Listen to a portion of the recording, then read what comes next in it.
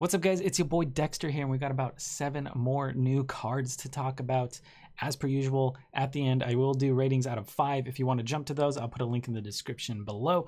But yeah, let's go ahead and jump into it. We got a new Warlock spell, Grim Rally, a 1-mana card that destroys a friendly minion and gives the rest of your minions +1/+1. So this does seem like it'd be good in a zoo build. Obviously, buffing your board is great. Hopefully you're using it on something that isn't, you know, like a flame imp. You don't really want to destroy a flame imp, but if you're using on a void walker that's been knocked down to 1 health, or maybe an Argent Squire that's lost its divine shield, you're going to get a lot of value off of this thing. Obviously, things with strong death rattles that you actually want to die will benefit a lot from this card. You know, popping a Devilsaur egg to get that 5/5 Devilsaur while buffing up your board is going to be a very strong play. It can be played in cube lock. Cube lock isn't as controlly as it used to be now that Dark Pact doesn't heal as much as before, so maybe you'd rather just buff your board up. There are obvious synergies with the Loa here. Hyreek the Bat, you throw them out there and you kind of just, you pop one of the bats and the rest get buffed up, so that's going to be really nice. But does it warrant running over something like Soul Infusion? I'm not really sure. Going tall is generally going to be good. Maybe you're trying to play around an opponent's Hellfire. It's going to do 3 damage to the whole board, and you want to just sack a dude. Maybe buff your guys up to, you know, 4 health so they don't die to the Hellfire. Maybe you know, Fungalmancer your board, and then you just pop your Fungalmancer. But I mean, it's a good card, very similar to Mark the Lotus, which was pretty OP. People would always run Mark the Lotus and Token Druid. But I mean, let's say you have 5 minions on board, you pop one, and now you get +4/+4 added to your board. That's pretty decent. Maybe you want to run this in addition to Soul Infusion. I don't know. I want to mess around with it, but I don't think this is going to be seeing that much play. We got a new Paladin weapon, a 5-mana 3/3. Farraki Battle Axe, and it has Overkill. Give a minion in your hand +2/+2. This seems kind of meh. It's a 5-mana weapon, so I guess the main thing you want to compare it to is what, an Arcanite Reaper, 5-mana 5/2, which is used sometimes just to hit your opponent in the face for a big amount.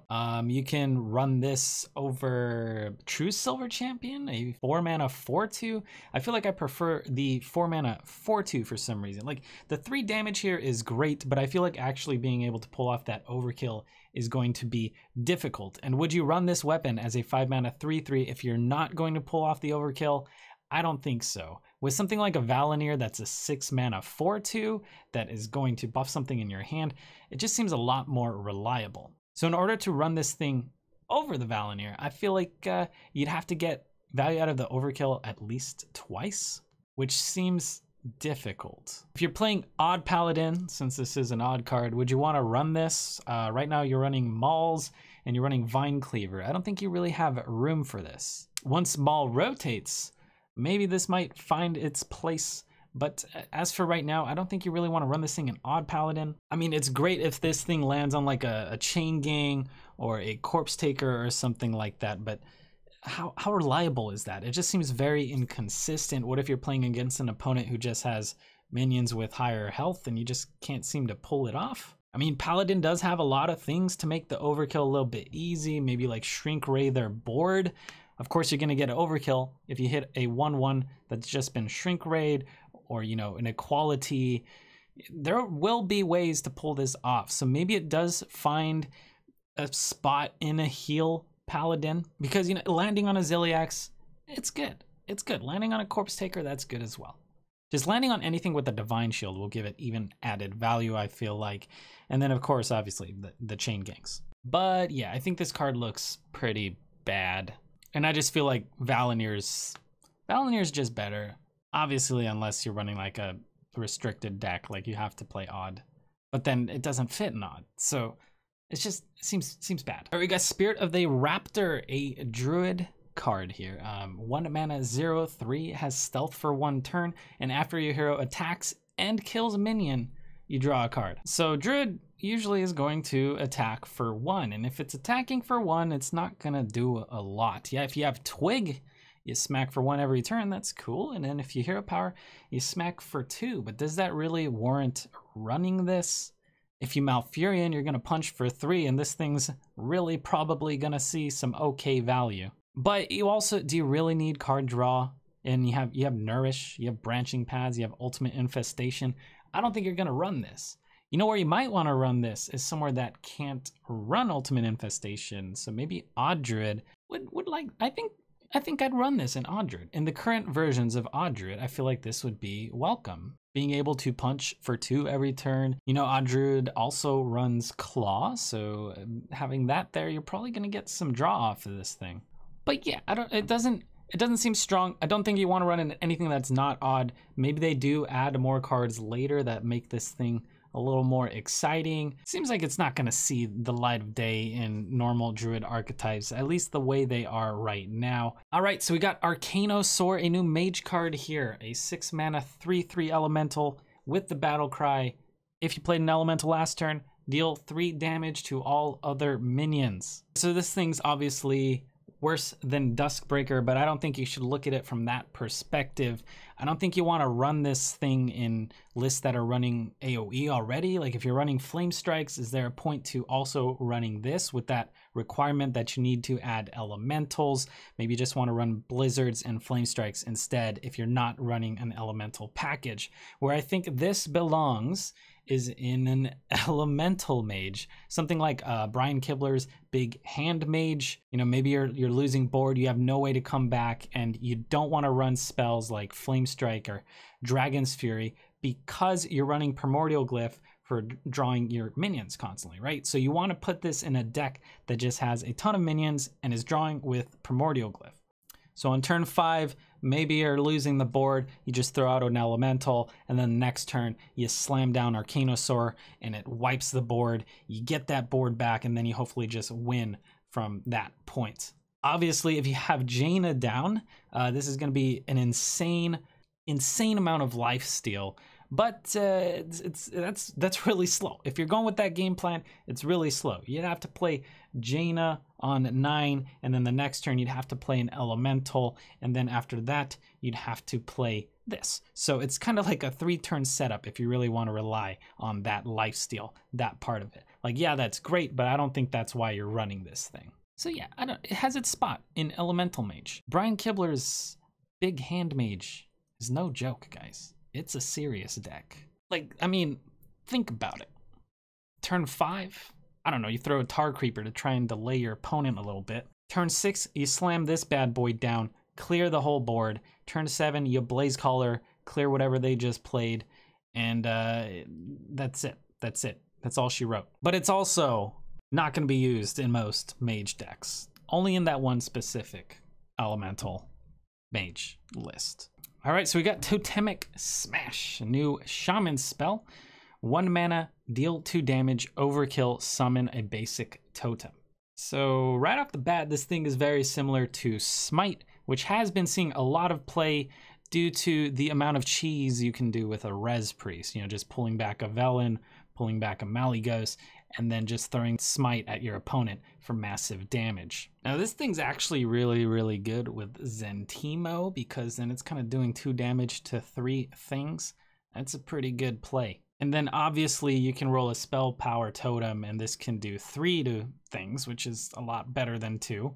And you might actually get an overkill out of it.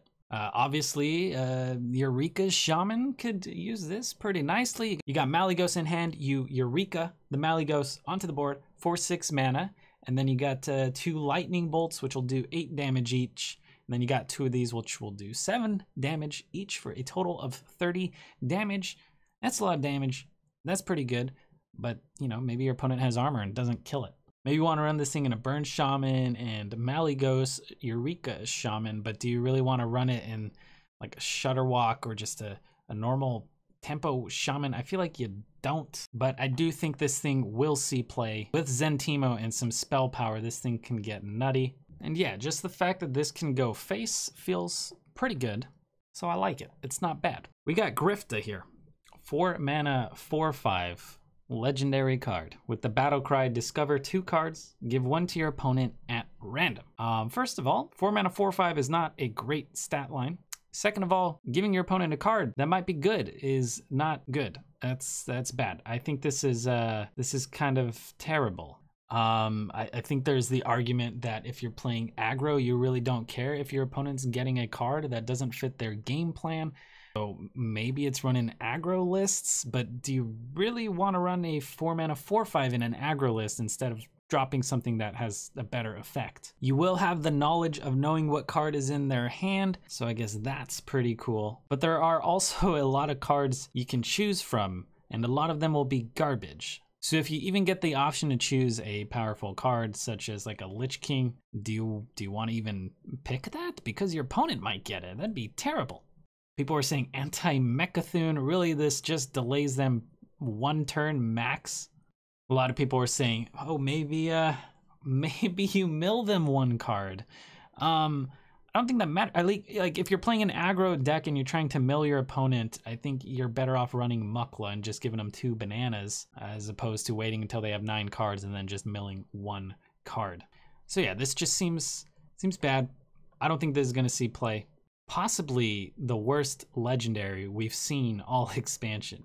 All right, so we got Spirit of the Frog, a 3-mana 0/3 Shaman card. The Spirit for Shaman, and it has stealth for 1 turn, of course, but then when you cast a spell, draw a spell from your deck that costs 1 more. This is insane. So you play a 0-mana card and you draw a 1-mana card. You play that 1-mana card, you draw a 2-mana card. You play a 2-mana card, you draw a 3. You know how it works. You play an 8-mana card, you draw a 9-mana card. Of course, by card I mean spell. This is for spells. This card is so flavorful. I'm really excited. I think people are sleeping on this card. A lot of people thinking it's not that great, but I think this is so cool. I personally feel like it belongs in the Burn Shaman that I've been playing recently, because they have cards that range from 1 mana to 4 mana, and there's a lot of them. Your zaps are gonna pull your lightning bolts and your voltaic bursts, and then your lightning bolts and voltaic bursts are gonna pull your rock biter and your earthen mites, and those are gonna pull your lava bursts. You're gonna have insane card draw.